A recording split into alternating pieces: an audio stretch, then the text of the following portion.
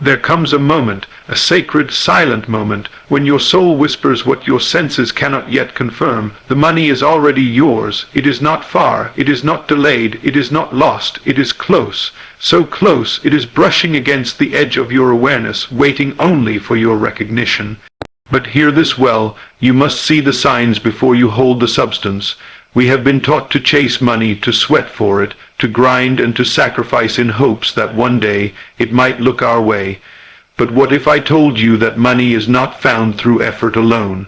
What if your breakthrough is not in the struggle, but in the shift, in your perception, your feeling, your assumption of already having? This is not fantasy, this is law. The unseen always precedes the seen. All things, yes, even money, must first be accepted in consciousness before they materialize in form. You do not attract what you want, you attract what you are conscious of being. Right now there are signs, whispers from the divine realm, telling you that abundance is not coming, but arriving. But if you ignore these signs, if you dismiss these inner stirrings, you will walk past the very door you were meant to open. So I ask you, are you ready to stop chasing and start aligning? Are you ready to recognize the spiritual fingerprints of wealth already placed upon your life? Because when you see the signs, you know the blessing is close. And when you believe it is close, it must appear. Let us now explore those sacred signs, the ones that do not shout but whisper, the ones that declare money is so close. But only if you see them. Inner feeling precedes outer fortune. Money does not flow to those who strive endlessly in fear, but to those who have come to possess the feeling of wealth within. It is not the frantic pursuit of gain that opens the storehouses of abundance. It is the inner assumption of prosperity that does the work. Long before the numbers change in your bank account, they must first change in your inner world. This is a divine principle, unchangeable and true, as within, so without. Your internal atmosphere, what you truly feel, believe, and assume to be real, creates the outer climate of your financial world. You may think the world rewards effort, and yes, there is dignity in labor, there is honor in discipline, but how many people do you know who work tirelessly yet remain in lack? Conversely, how many seem to effortlessly attract wealth and opportunity, even without strain? The difference is not luck. It is not accident, it is consciousness. The wealthy man feels wealthy before the riches arrive. The woman who lives in ease felt abundant while she still walked in lack. The outer change came only to reflect the inner conviction they carried with unshakable calm. This is the divine secret so often overlooked. You are always manifesting what you most deeply feel to be true. If you continue to feel lack, you will walk in lack, no matter how many side jobs or business plans you acquire. But if you dare to feel rich, truly feel it, not just pretend, then the world must conform to that inner sensation. Money cannot resist the magnetism of someone who already feels it in their hands. The senses may lie and say you are poor. The account may show little. But if your imagination says, I am supplied, and if your emotions respond with peace and certainty, then it is only a matter of time before the world catches up with what your spirit already knows. Many pray for money as if it were far off, begging a distant power to intervene. But true prayer is not begging. True prayer is assuming the feeling of the wish fulfilled. It is sitting quietly in your soul and touching the essence of the desire as if it were already here. What would you feel like if the money had already arrived? How would you walk? How would you breathe? That feeling, sustained over time, is what reshapes the invisible currents of life and draws the outer result toward you. Most people err not in their efforts, but in their beliefs. They believe they must earn every cent with sweat and sorrow. They believe prosperity is reserved for others, or they believe they are unworthy, and so they unconsciously repel the very blessings they seek. But when you change the way you feel about yourself, when you begin to see yourself as worthy, valuable, chosen, then the world shifts to mirror your new vision. The treasure was never hidden in the world. It was hidden within you. To truly prosper, you must dare to feel the fortune before it is formed. Begin in secret. Close your eyes. Imagine a life where lack is gone. See yourself giving freely, living freely, paying bills with ease, blessing others without fear. Do not just visualize this scene, feel it, make it real in your body, let the joy of it rise up as if it were already yours. This is not foolishness, it is creation. All things begin in the invisible. The chair you sit in, the clothes you wear, the house you inhabit, everything began first as a thought, shaped by emotion and brought into existence by sustained belief. The person who becomes wealthy is not the one who waits for evidence, but the one who dares to create it within. There is no such thing as outer fortune without inner transformation. That is why so many who win sudden wealth lose it. It came to their hand, but not to their heart. Their inner state of lack reasserted itself and devoured the outer gift. But when you build the inner sense of abundance, when you become the person who expects prosperity, when wealth feels natural and not foreign, then what comes to you stays with you. It finds a home in your awareness. You do not need to see the path, you only need to assume the destination. The path will unfold, the doors will open, the people will show up, but all of that is secondary.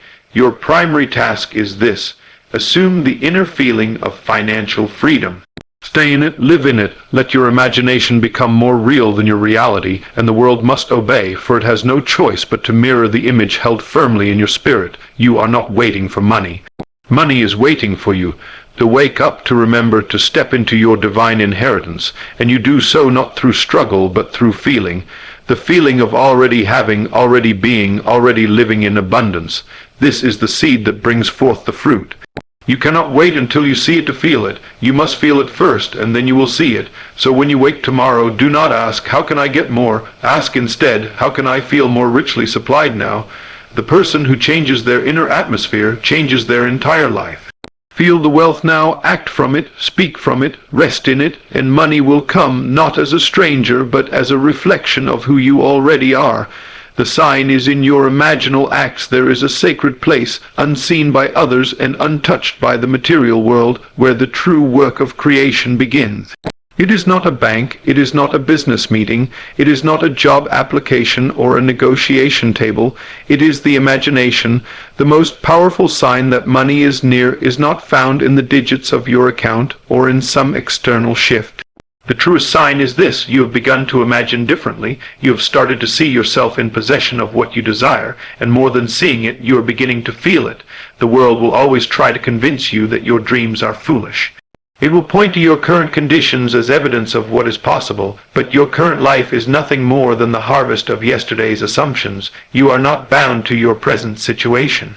You are bound only to the picture you hold in your imagination and the emotional response you give to it, and when that picture begins to change, when your inner movies show scenes of wealth, provision, and financial ease, that is the sign that something divine is stirring. The world of imagination is not fantasy, it is the womb of reality. Every building, every invention, every fortune ever created began in someone's imagination. They saw it before they touched it. They rehearsed it in silence before it manifested in sound. You too are being called to rehearse your wealth in the quiet chambers of your mind, and when you do it with emotion, with faith, with conviction, that act becomes prophecy. Many people waste this divine faculty. They use their imagination to worry, to fear, to relive failure, and in doing so they create more of the same. But those who understand the law of consciousness do not let their imagination drift. They discipline it like a sacred instrument. They deliberately imagine what they wish to experience. They enter the scene of their desire and dwell there, feeling its reality, enjoying its taste, and letting that feeling grow inside them until it overflows into their outer world.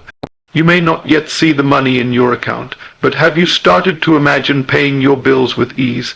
Have you seen yourself swiping your card and never worrying about the balance? Have you walked through the halls of your dream home in your imagination, feeling the texture of the walls, hearing your footsteps echo on floors you have not yet touched?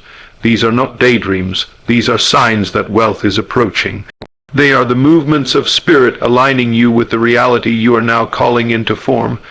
When you begin to imagine rich conversations, generous giving, luxurious moments, and peaceful financial freedom, not from desperation, but from genuine feeling, you are no longer hoping. You are creating, and creation is not in the future, it is now. The imaginal act is the moment of conception, and once something is conceived in consciousness, nothing can stop its birth except the abandonment of the idea itself. What you see in your imagination, persistently and emotionally, is the surest sign of what is to come. Do not underestimate this. Imagination is not weak, it is not secondary, it is the foundation of all that is real. The wealth you see in your mind, when truly believed, will become the wealth you touch in time. You are not imagining to escape your reality, you are imagining to transform it. And here is the mystery most never understand. The moment you imagine with feeling and accept that scene is done, the world begins to reorient itself. Opportunities shift, people move, delays dissolve.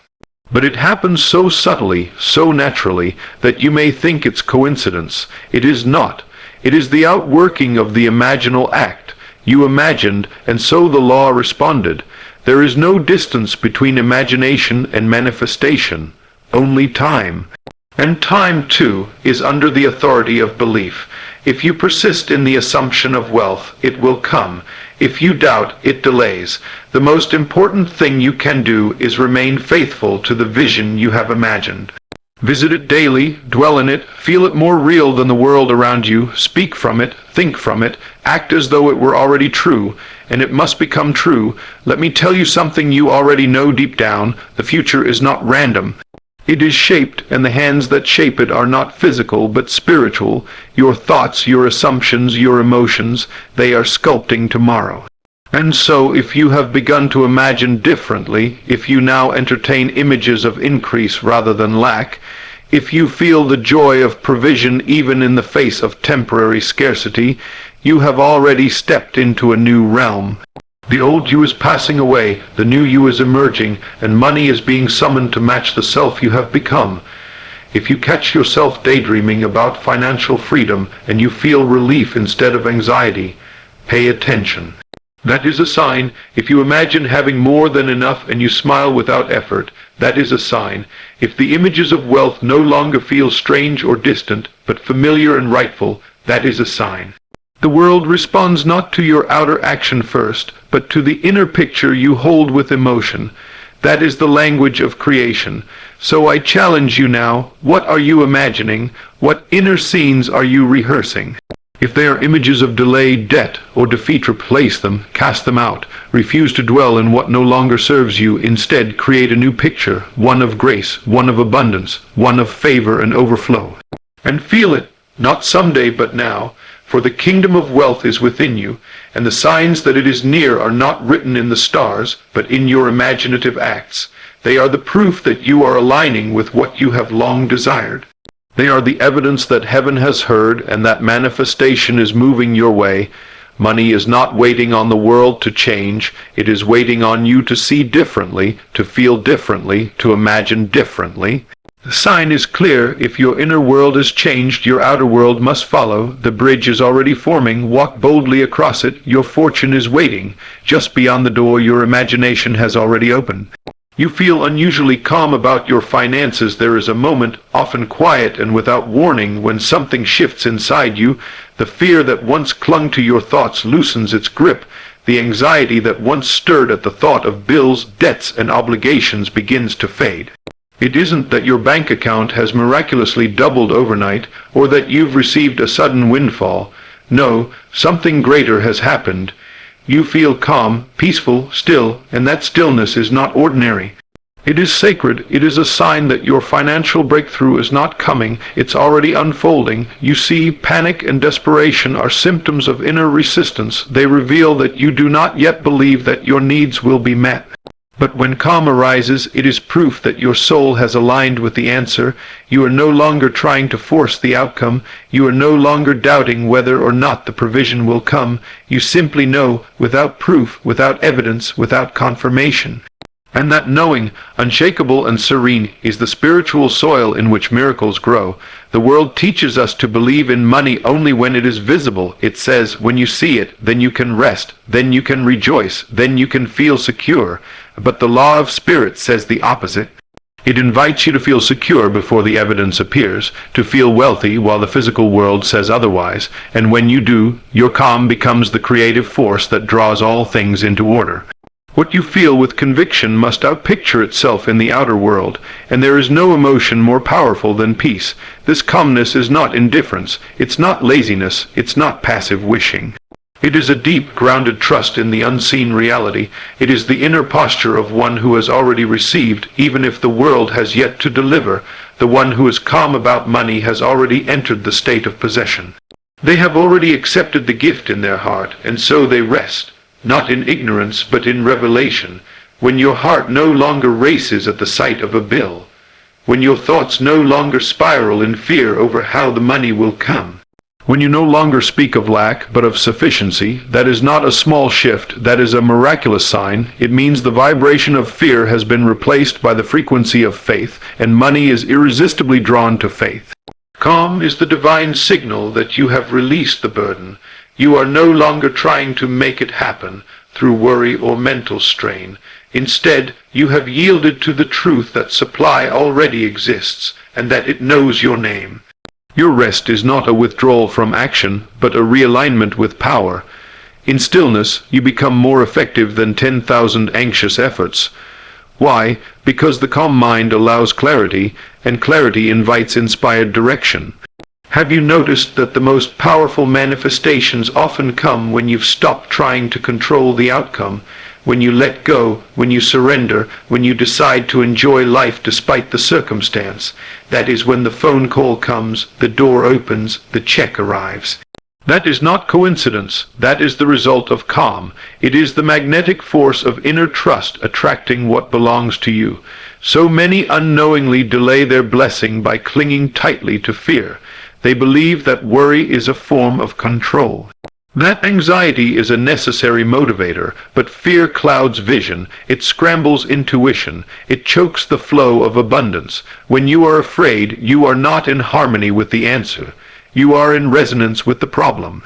But when calm sets in, you shift dimensions, you step out of resistance and into reception. Let me say this clearly, peace is not the result of money arriving. Peace is the cause of money arriving.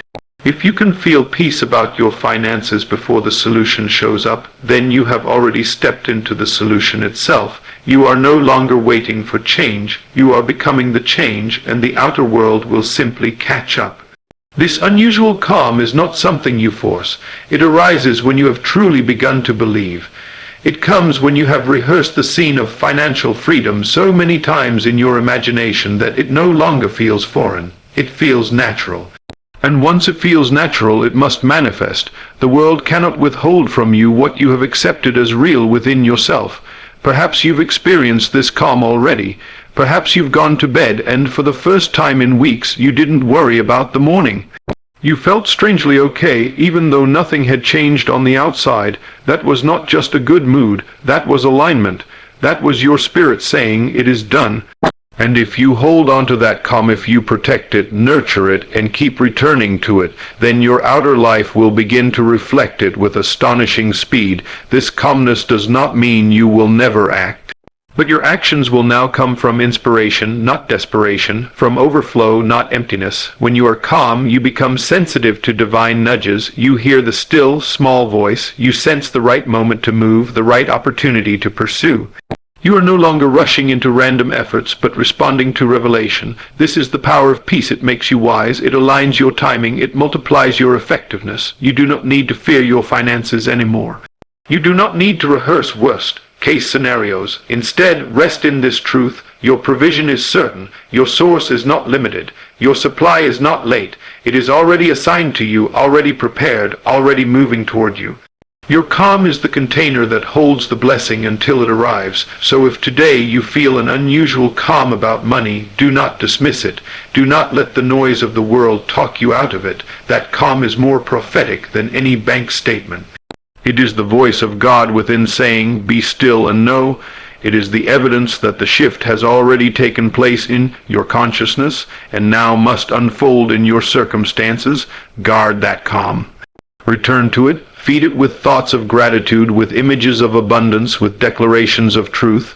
Let it guide your decisions, inform your speech, and shape your actions. And as you do, you will find that money no longer feels like a stranger to pursue, but a friend returning home.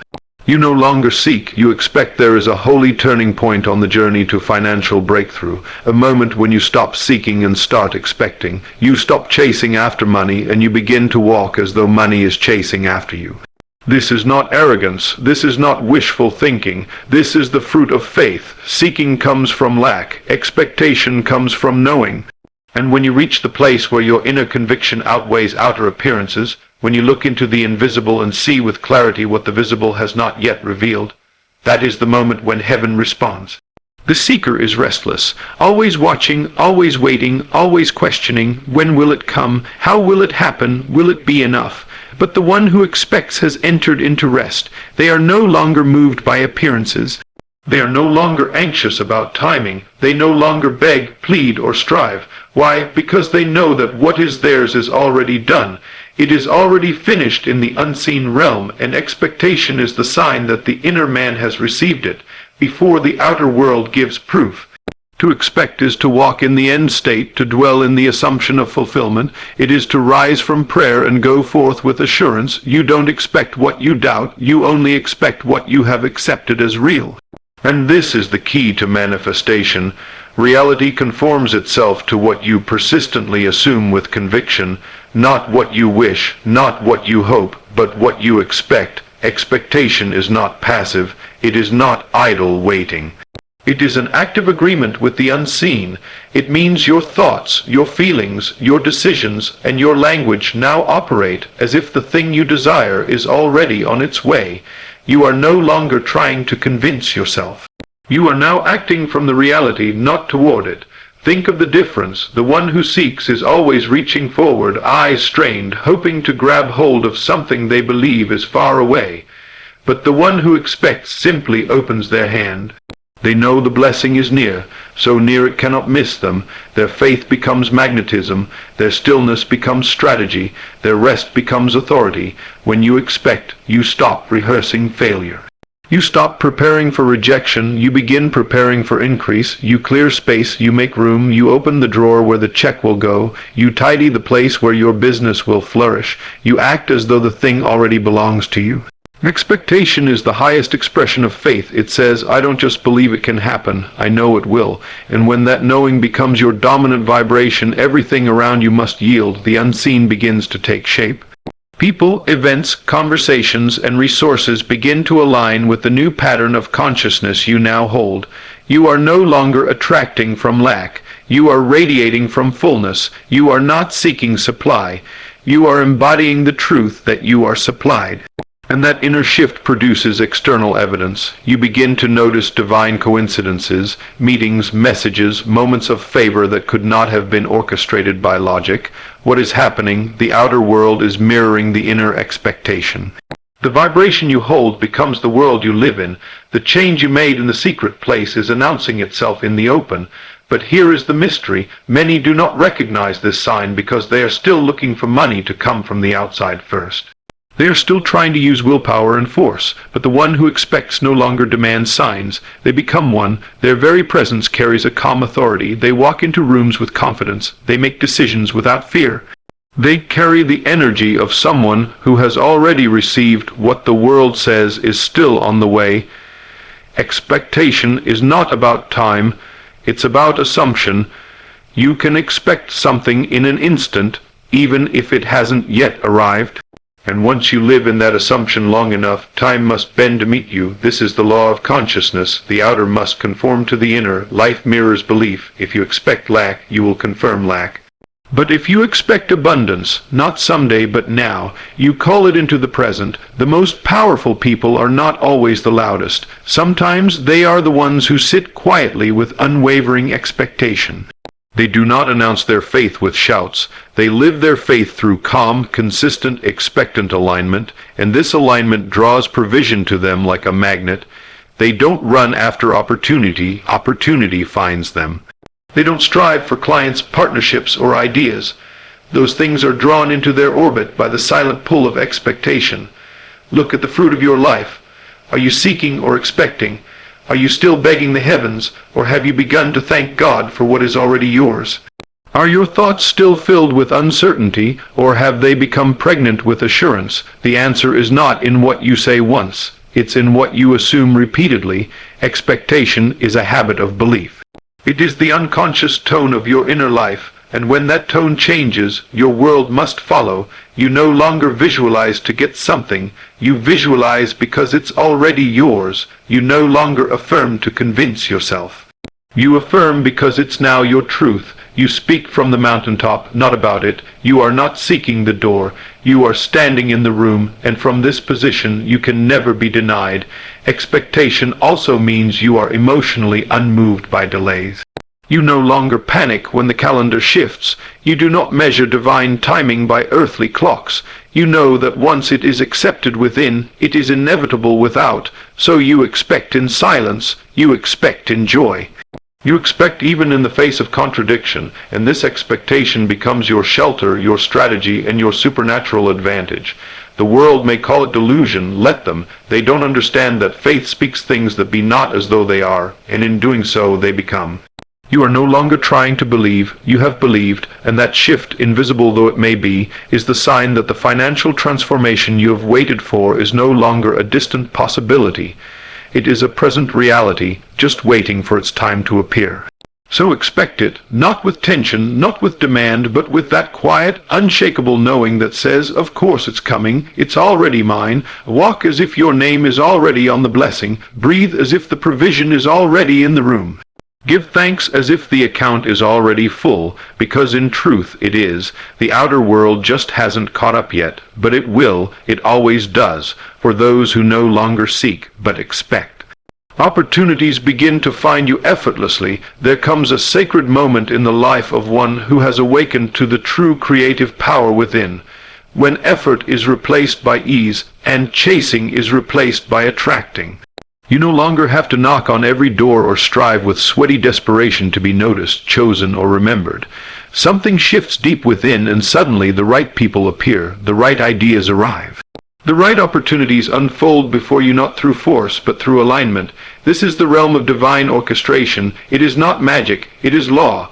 When opportunities begin to find you without effort, it is a sure sign that you have stepped into spiritual agreement with abundance. You are no longer in the vibration of pursuit, but of possession.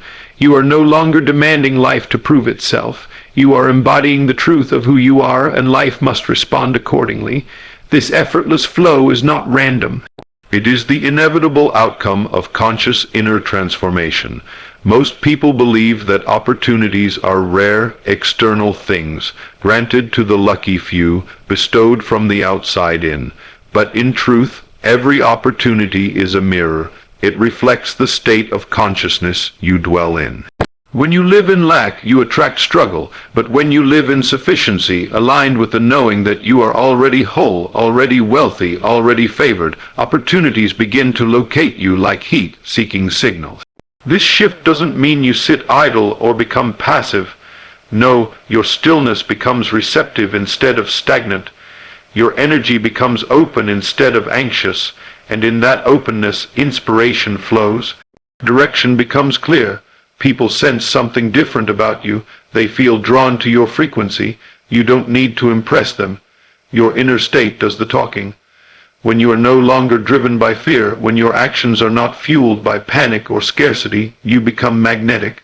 Without a word, without a resume, without credentials, your very being communicates that you are ready, that you are positioned, that you are worthy. And life responds by aligning the unseen currents of possibility into tangible paths, emails, phone calls, introductions, chance meetings that seem coincidental, but in truth are perfectly designed by your consciousness. This is how the higher realm works, not by toil but by resonance. What you hold within, you invite without. When your dominant vibration is expectancy and gratitude, life echoes it back in the form of doors opening, resources arriving, people favoring you without explanation.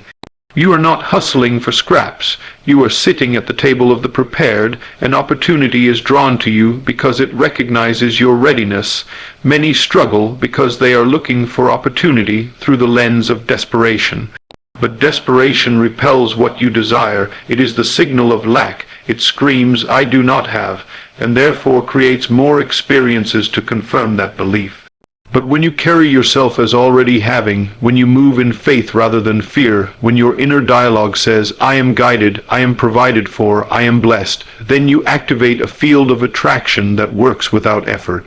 This is why those who truly believe often seem to do less, yet receive more. It's not because they are better, it's because they are more aligned. They are not scattered or double-minded. They do not confuse the universe with conflicting thoughts. Their yes is yes, their expectation is firm, and that clarity is what draws resources into their hands with ease. Opportunities are not things you earn through excessive labor. They are not random gifts from a chaotic world.